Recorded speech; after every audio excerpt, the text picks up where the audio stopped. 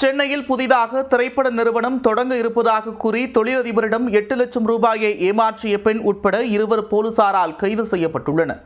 Build up விட்டு business ஆசை காட்டி கைவரிசை செய்த சம்பவத்தில் நடந்தது என்ன?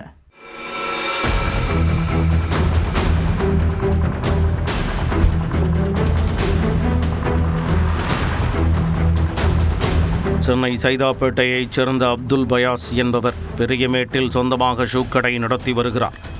அவருக்கு அண்ணா நகரில் அழகு கலை நிறுவனத்தின் மேலாளராக வேலை செய்து வந்த ஆரிஃபா என்ற பெண்ணுடன் வழக்கம் ஏற்பட்டுள்ளது.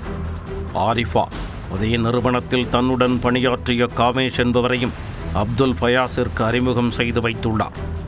சில நாட்கள் நட்பாக பழகிய பின்னர் தங்களுக்கு திரைப்படத்துறையில் அதிக நபர்களை தெரியும் எனவும் புதிதாக திரைப்பட நிறுவனம் தொடங்க இருப்பதாகவும் கூறி பயாஸுக்கு பிசினஸ் ஆசை காட்டியுள்ளனர்.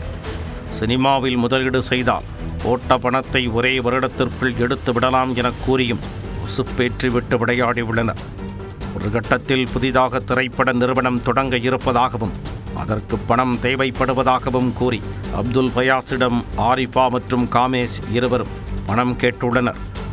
இதனை நம்பிய அப்துல் பயாஸ் சிறுக 8 லட்சம் ரூபாய் வரை ஆரிஃபாவிடம் கொடுத்துள்ளார். ஆனால் பணத்தை பெற்றுக்கொண்டு திரைப்பட நிறுவனம் தொடங்காமல் நீண்ட நாட்களாக போங்கு காட்டி வந்துள்ளனர். அப்போதுதான் தன்னை திட்டமிட்டு ஏமாற்றியதை உணர்ந்த அப்துல் பயாஸ் கோட்டூர்புரம் காவல் நிலையத்தில் புகார் கொடுத்துள்ளார். புகாரின் பேரில் கோட்டூர்புரம் போலீசார் வழக்கு பதிவு செய்து ஆரிஃபா மற்றும் காமேஷ் ஆகிய 2 கைது செய்து சிறையில் அடைத்தனர்.